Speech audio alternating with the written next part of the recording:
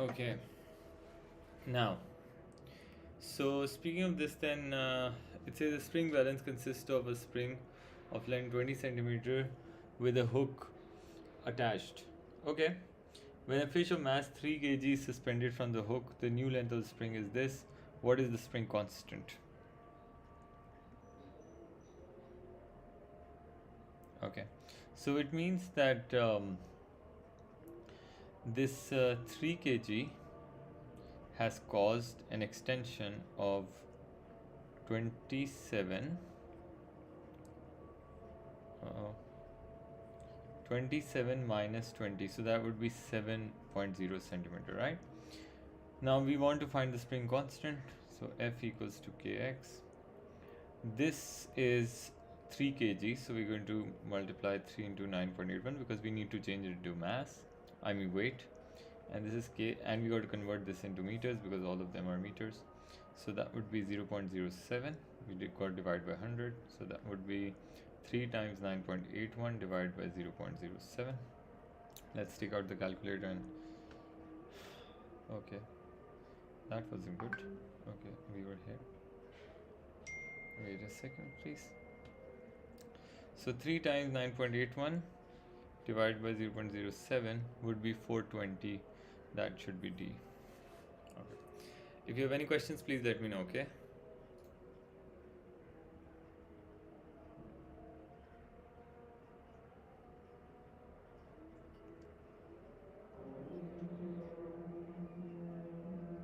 Okay. Now, going to the next one then.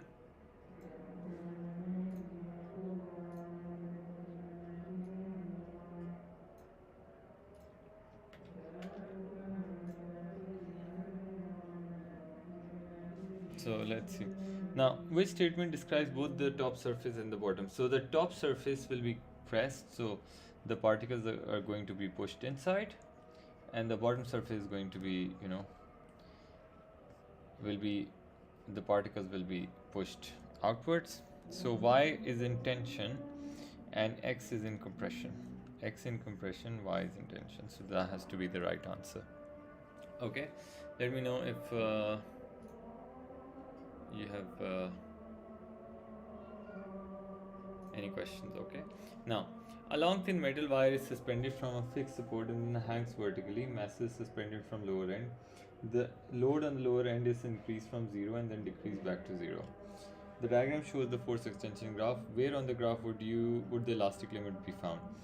So it's clearly visible that it basically crosses the elastic limit because when it is extended to this point, right, and then when its load is removed, there's a permanent extension right here. So that means the elastic limit should be from S to T, anywhere in the middle, anywhere between S and R, anywhere between R and S. No, just beyond S, because if that would make more sense, because it should be between S and T and there's no other probable answer. That's why I chose this. Okay, you let me know if you have a question here. Now, two springs, one with spring constant K1 is equal to 4 kilonewton per meter, and other with a spring of K2 kilonewton per meter connected as shown. What is the total extension of springs when supporting a load of 80? Okay. So it says this is 4 kilonewton per meter. This is 2 kilonewton per meter, right? So in series, the total spring constant is taken like 1 upon K1 plus 1 upon K2, right? So 1 upon K total is going to be 1 upon 4 plus 1 upon 2. So there's going to be 4, this is going to be 1, and that's 2. So 1 upon K total is going to be 3 by 4. So K total is 4 by 3, right? Now what you're going to do, it's kilonewton per meter. So you guys need to remember that. Now we need to find the total extension of this. So for F is equal to Kx, the total force is 80. This has to be changed. So it's 4,000, right? It's kilo divided by 3. Newton per meter. Okay, fine, that's fine. And we need to find this. So 80 into 3 divided by 4000. I'm going to use the calculator now.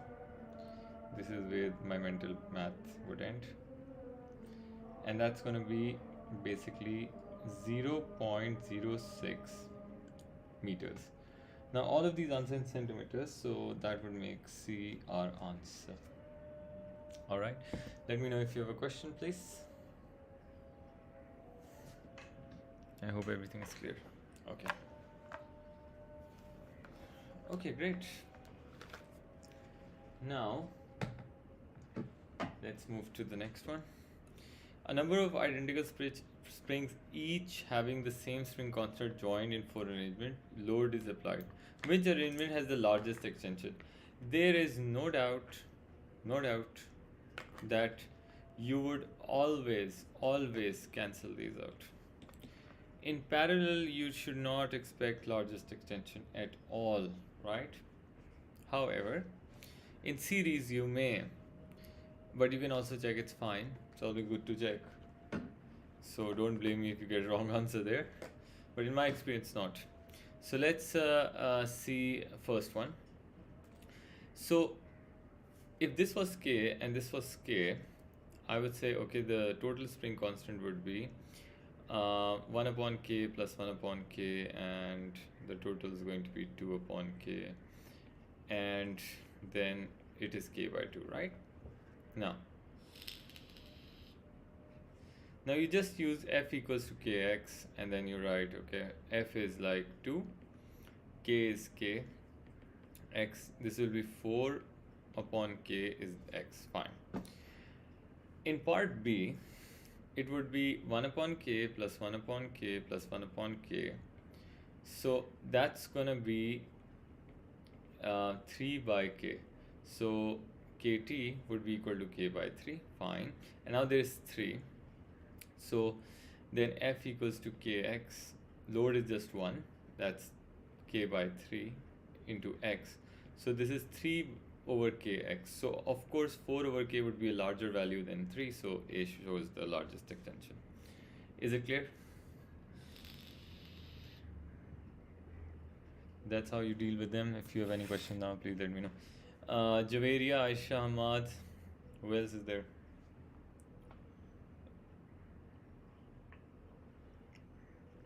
Javeria, have you completed the worksheet? Yes, sir, but there were a few questions. Okay. I'm doing it wrong. Okay.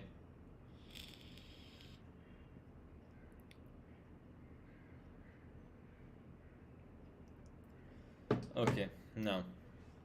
Then says the trolley is held rest between two springs P and Q. Each spring has an unstretched length of this. Each spring has a spring constant of this. Spring P has an extension of 4. What is the extension of Q? Okay.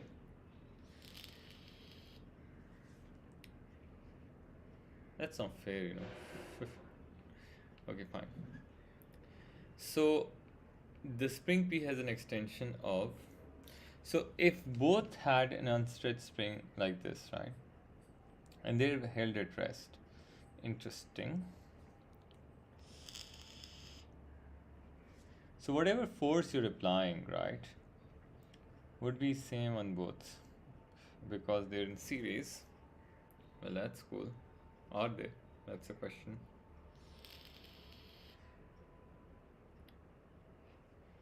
Now F is equal to Kx, right? A equals to Kx.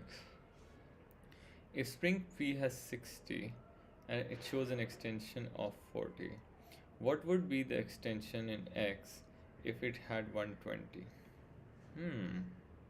Let's try this. Let's try this method. 6 into 0.40 divided by 120. So that's 0.2. Do we have an answer like that? We do have an answer like that. But I don't know if it's correct or not. I don't know. Let me think about it. Both must have the same force. So first one should be K1 X1, and for the same force K2 X2. If you combine them, I'm gonna take this hunch. I think it's correct. Is it clear? Let me know if you have any questions. But do check the answer of this one, right? Maybe I'm wrong, I don't know.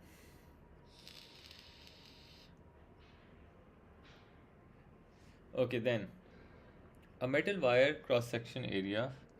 This hangs vertically at fixed point. A load of 84 Newton on an attached to the lower end. Obeys Hooke's law increases by this. Okay, clearly I can see this is Young's modulus. This is the area. This is force. Sorry, this is the strain. What is the Young modulus? Young modulus is given by stress over strain. Stress is force over area divided by strain, which means Young modulus would be force area times strain. Fine.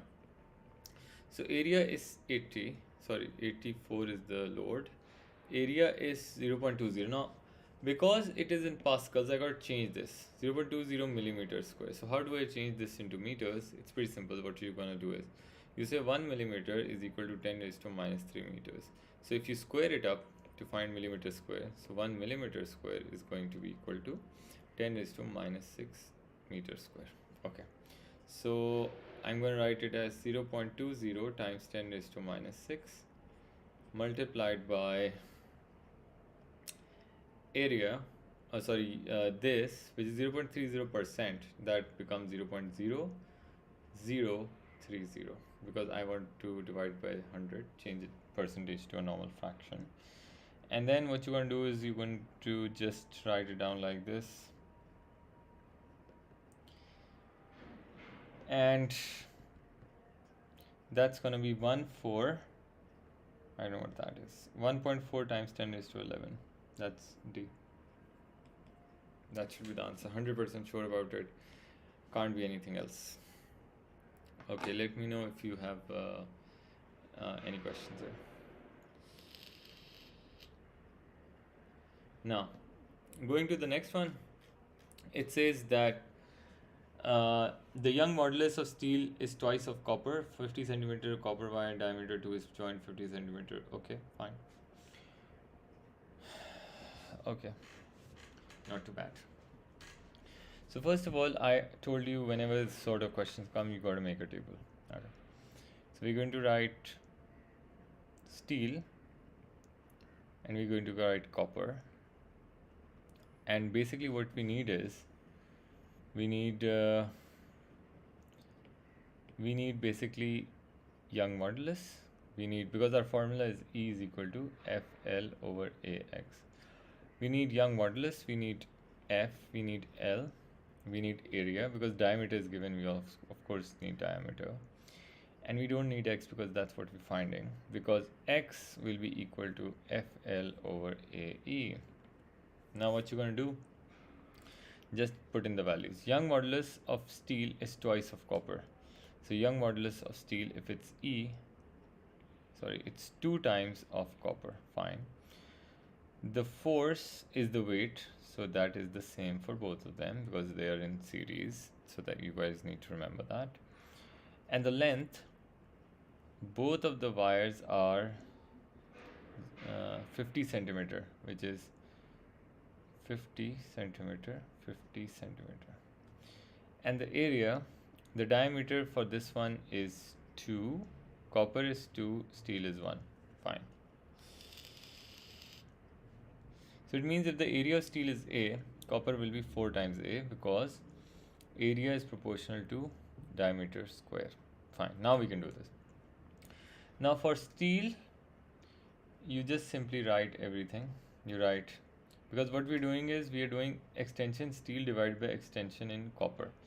So for steel, just write force is W, length is 50, area is A, and that's, what is the Young modulus? 2E.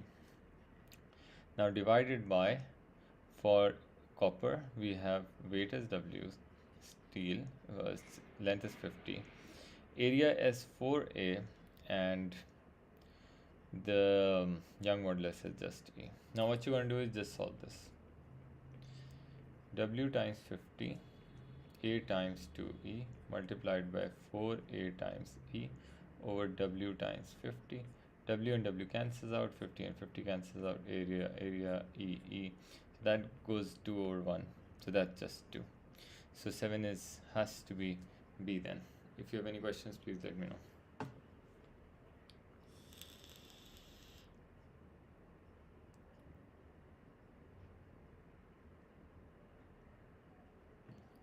Okay. Now,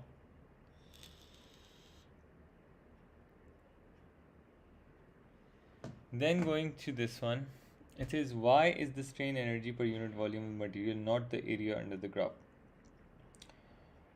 Because what you guys need to understand is that for this to work, like this to have area under the graph, right?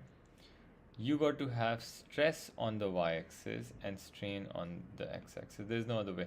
This is basically energy per unit volume, but that's not, so it has to be A then. Now, the Young's modulus of a steel is determined by using length. Let's do this. Young modulus steel is determined using length of steel wire.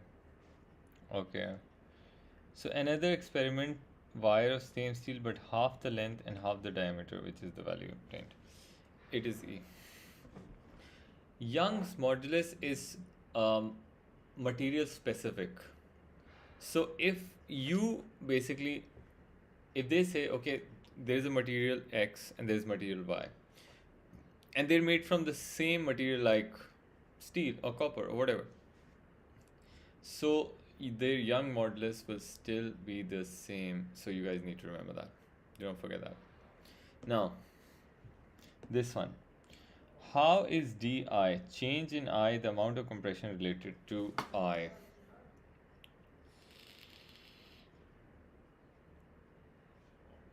Related to L, sorry.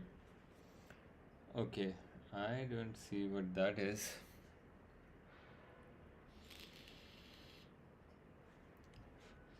If you compress this, right? This is L, I see, this is I see. If the I reduces, right? Whatever is changing, the other, I mean, what's happening is if you compress it, it's going to be like this. And if it becomes like this, so basically there's a reduction here. But then even if it has reduction here, you would see that there will be expansion here. It will be like this. So it will outgrow this way and it will, compress this way. That's how every material behaves. Which means that between these two quantities, if this is reducing, this is increasing, so there has to be an inverse relationship, and that's B. That's what it says.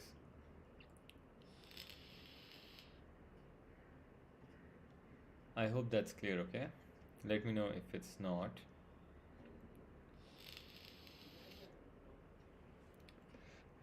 Now, what is the total increase in length produced by 7 Newton force assuming the spring obeys Hooke's law? What is the total increase in length produced by 7 newtons of force? Okay, we could do this. So when the force was 0, its original length was basically 11 centimeter. Now for 5 newtons, it has shown 3 centimeter increase. So it says for 7 newtons, it would show what? Cross multiply. And that's going to be 7 times 3 by 5. In 10 minutes, you guys need to rejoin. 7 times 3 times 5, divided by 5. And basically what you're going to do is you're going to add this to 11. So that has to be 15. 4.2 plus 11 is 15.2. Has to be C then. Let me know if you have a question here.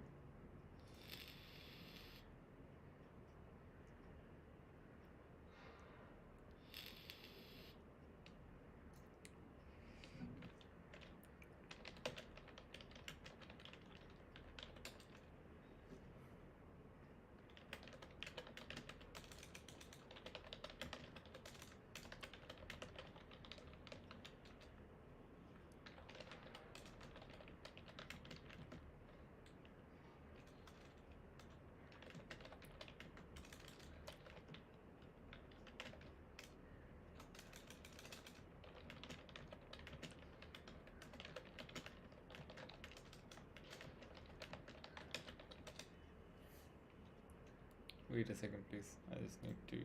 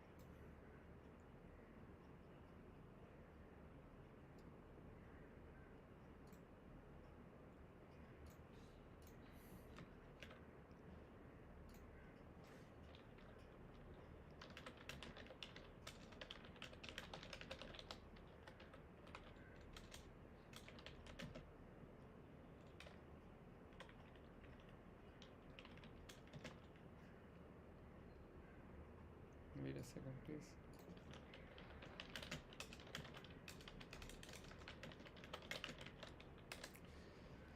Alright, now to determine the mass of food in pan, a scale is used with high sensitivity for small masses. So high sensitivity basically means it should show uh, like changes for even small increment, but low sensitivity for larger masses. Okay, fine.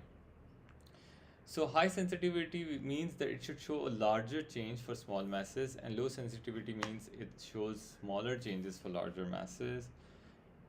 So ideally, you would want some basically a softer spring and a hard spring. So that would be either this one, or this one. This cannot be like that because it's going to tilt like this. That's wrong. So we're going to cross that out. If you use that, you add a larger mass, it's going to extend a bit more. So we have to restrict this.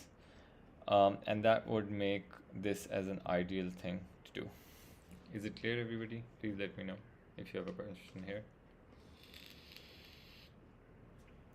Now, a force acts on a wire to produce an extension. The same force acts on a second wire, same material, but half diameter and 3 times the length of first wire.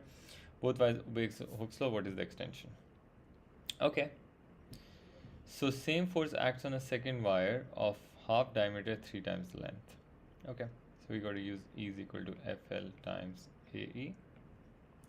And we're going to make the same method, wire 1, wire 2. Okay. We need E, we need F, L, A diameter basically. And we need to find the extension. So extension would be FL over AE. Okay. So they're of the same material, which means their Young modulus is going to be the same. The force is the same as well. So, but the first wire has a length L, the second wire is 3 times the length, and the diameter of the first wire is D, the other one is half D. So if it is D, this will be a quarter of, if this is A, then area will be quarter of this because area is proportional to D square. You guys need to remember that. Okay, now let's just put in the whole thing. So for extension in the first wire, extension the second wire, we're going to add it. So force is F, L is L, A is A, E is E, divided by force is F, this is 3L, this is a quarter A, and then that's what's that? That's just E as well. Okay.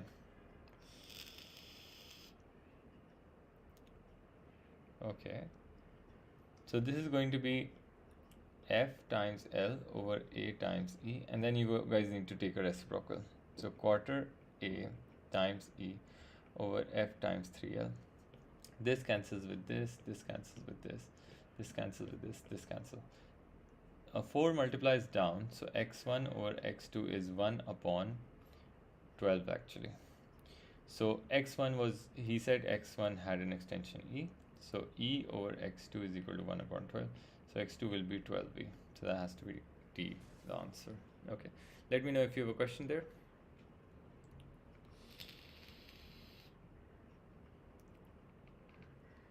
Okay, now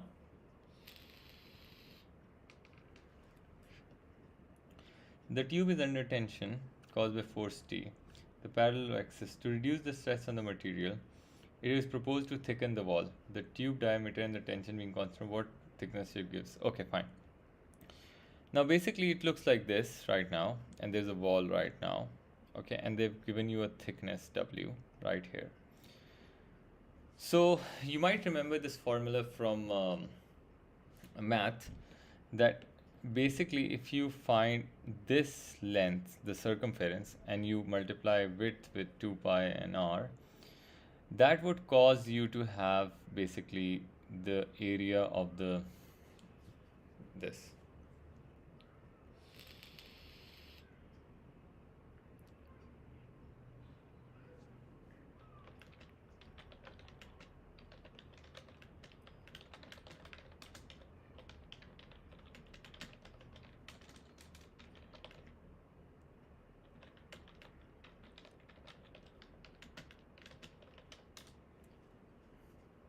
Now, so what you're going to do is you're going to, if you want to increase the stress, right? So this would, the if you, even if you thicken the wall, the overall radius is the same, so 2 by r is the same. But if you double the this, basically area will be doubled, which means stress will be reduced to half. So that's going to be C then.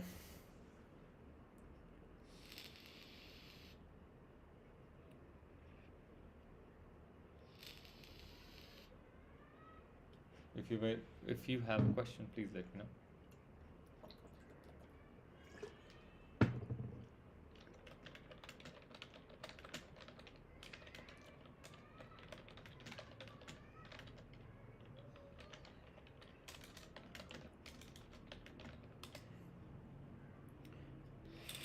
Okay, now what is the stress of wide portion over narrow portion? Okay, this is a series system that you guys need to see, and it means that, now do not worry about it at all, because this is stress question. I would, okay, so we got diameter, we got, what else we got the same force. Okay, so we would say stress in wide, and we want basically wide and narrow, right?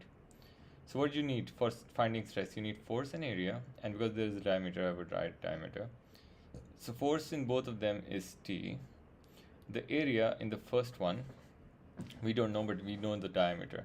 So wide one has 2 times the diameter and narrow is D, which means if this has an area this has 4 times the area, because area and diameter are proportional to D square, right? Area is proportional to D square. Now, so what you're going to do now is you're going to say, okay, stress in wide over stress in narrow equals to, now stress is force over area, if you remember that. So force over area divided by force over area, that's what we're going to do.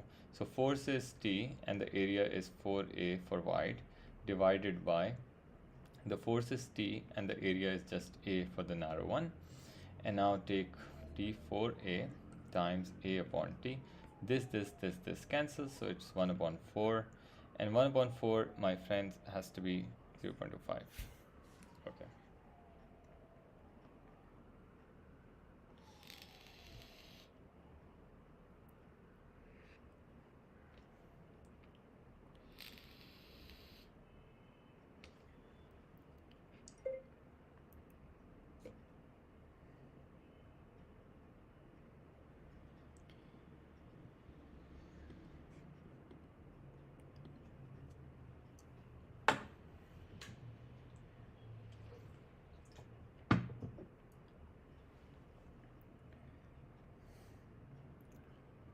Okay, I'm sorry. Alright, so 1 upon 4 is 0.25, and that should be the answer as well. Now, speaking of that, then let's go towards 20. That's what we wanted to do initially. Okay, how many questions are left? There are a lot of questions. Okay, let's try to finish as many as possible today. What is the young modulus of the bone? So you got, it's pretty bad, 10 raised to power 6. You just need to take the gradient, okay? and this is a percentage strain. So Young modulus is basically stress over strain. Okay, Hamad? So we take 2 times 10 raised to power 6 divided by strain at this point is 1%. 1% is 0.01. So what you want to do is simply just do this 2 times 10 raised to power 6 divided by 0.01, and that's actually 2.0 times 10 raised to 8, which is t. Okay, Hamad?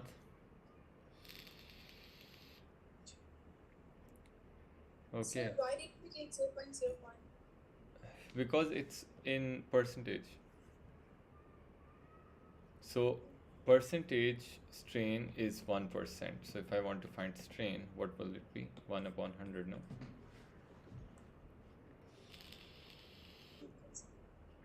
You get my point? Yes, sir. Okay, that's cool. Now, what is the spring constant of the spring? What is this? Okay. Not too hard, is it? I don't think so. So it's a spring that is compressed. So when the force was 0, the original length was 40, and now when the spring was compressed, the force increased from 0 to 100. It went, oh, no. When the force was 0, the length was 100, and now when the spring reached 12, it got to 40. It means the extension it has caused is 60, that's the compression, 60 millimeters, and the force was 12 newtons. What do we need? Newton per meter, right? So spring constant is force over extension. Force is 12 divided by 60 millimeter is 0.060. How do I know this? Divide by 1000. Now let's do it quickly. 12 divided by 0.66. Oh. That's 200. So that's to BT. Well, that's not too hard. Now let's go forward. A suspended copper wire is gradually loaded until stretched beyond the elastic limit. It is then gradually unloaded. Which graph shows best illustrates? Interesting. First of all, I would always cancel out the one that does not start from 0, which is this one. That's wrong. 100% wrong. So it is again not starting from 0, so C is also wrong. 100% wrong. Don't even think about it. You can't basically have something like this. It's like infinite gradient. That's not possible. So the only possible is B. So it goes beyond, stretches towards strain, and then comes back. Has to be the right answer then. Then the variation is force is applied. When the increase of force is applied, the length is 1. What is the increase stored when the length is increased from 2 to 3?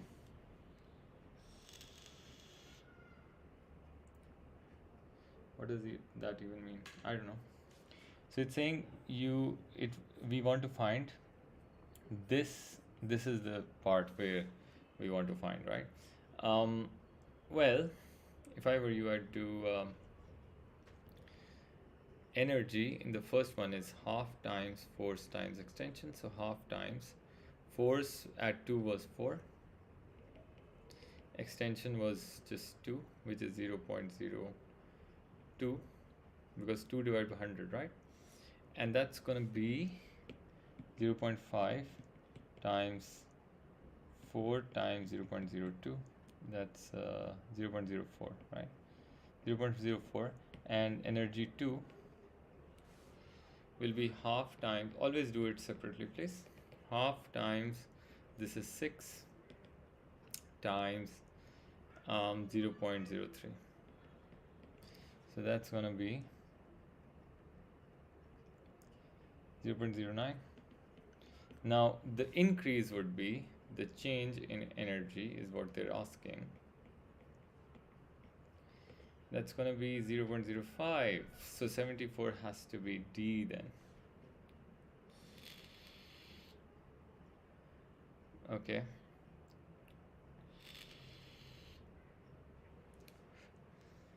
But it's talking about, no, that's wrong. My god. It's all wrong. It says when its length is increased. It was already at 1. Sorry, this is not the part they're looking for. When it was 1 and the new length was 2, then the extension was just 1, right? It was 1. And when it was increased to 3, it would have been. So we have to find this one, not that one. Sorry, it's talking about the length. And this is the extension at that length. So let me just figure this out. So this is 0.01 then. And this is 0.02. This has to be 0.04. And this has to be 0.5 times 4 times. Oh, and then these will also change. My god. This will be 2. And this will be 4. Now I gotta do it again. Sorry. This has to be 0.01. I can see directly. This would be 0.04. So 0.04 minus 0.01 is basically 0.03. Has to be this answer then. Okay, let me know if you have a question here. Okay. Then in this one it says metal wire stretched to breaking point. And which graph is correctly labeled with the elastic region, plastic region, area representing to work done to stretch? Work done is the whole area underneath.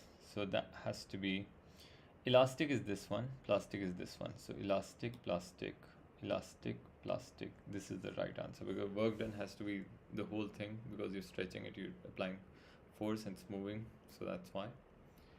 Okay, and then which force extensions show plastic deformation? Plastic deformation is only shown by this because it does not return to the original shape. So 68 has to be this one. Some questions are so easy, it just takes a second to do. Okay, so I'm just going to do the last question, okay? This one, and then we're going to continue in the next class because my A2 is waiting. Which area represents the work done with the stretch? Work done to the stretch the sample. The work done has to be this whole area underneath. Q plus R. Q plus R. So work done is the total area that you basically do, right? So that's how it will be. If you have any questions, please let me know. And we'll then continue this later tomorrow, maybe. All right. So see you then. Have a nice day.